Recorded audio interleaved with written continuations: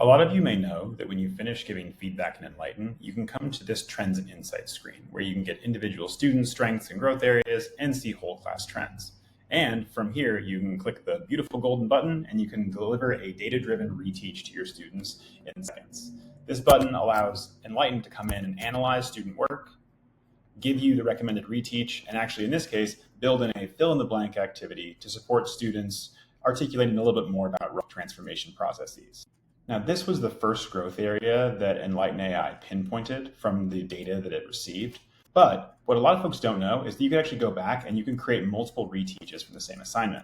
For example, one of the other growth areas here was continuing practice about sequences of geological processes.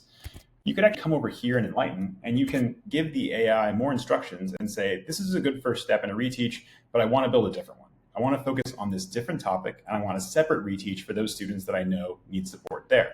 So you can just give those instructions to the AI, and it will actually get to work building you a completely different reteach activity that's still based on the same data.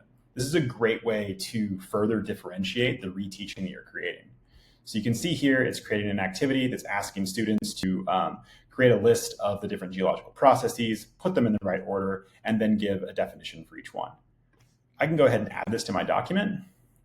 And now I'll have a completely different reteach included as well. You can get really creative with this and build lots of different reteaches from the same set of information. So when you're thinking about differentiation for your students, think about all the different ways that you can use this EnlightenTA. Hope that helps. Have a great rest of the week.